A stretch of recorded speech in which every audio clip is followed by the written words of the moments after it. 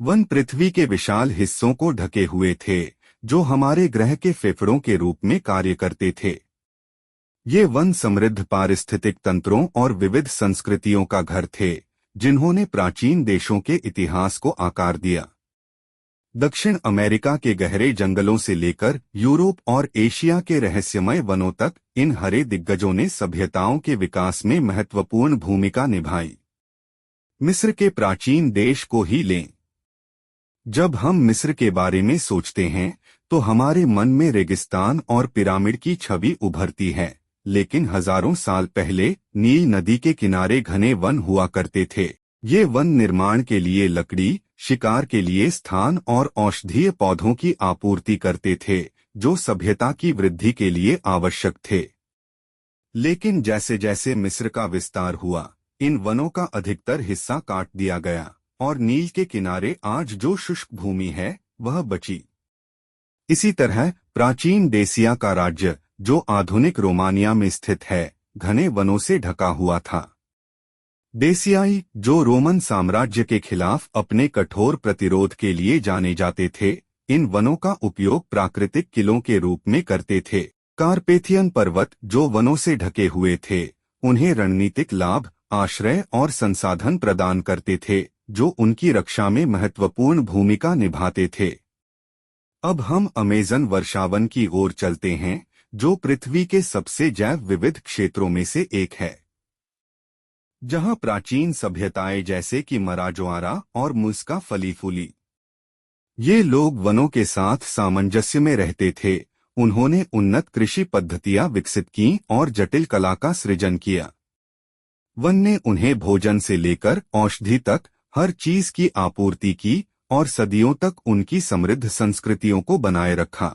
उत्तरी अमेरिका में यूरोपियों के आगमन से पहले विशाल वन अटलांटिक तट से लेकर ग्रेट प्लेन्स तक फैले हुए थे। इन घने वनों में रहने वाले मूल अमेरिकी जनजातियां, जो लकड़ी के बने लंबे घरों में रहती थीं, हिरण का शिकार करती थीं और फलों और नट्स को इकट्ठा करती थीं।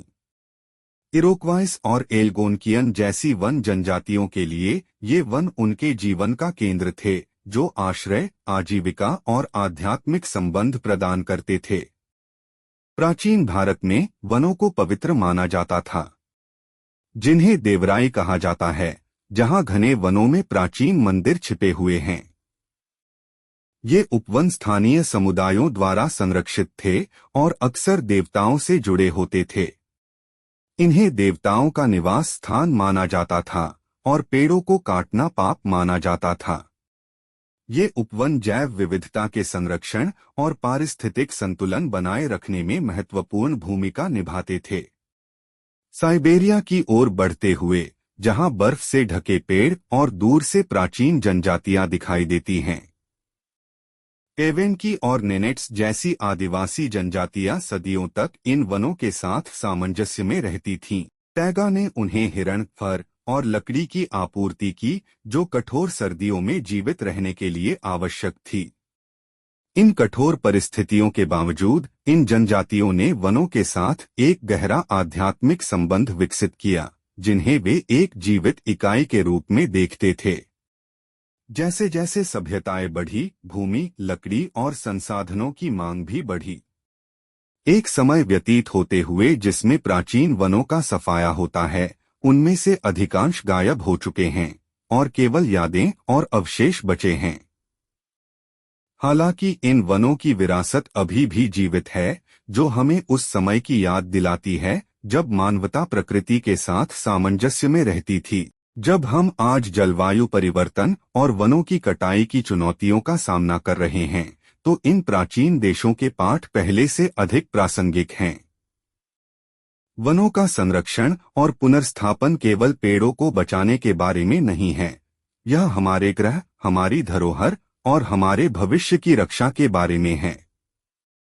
आइए हम अतीत से सीखें और सुनिश्चित करें कि आज के वन आने वाली पीढ़ियों के लिए फलते फूलते रहें।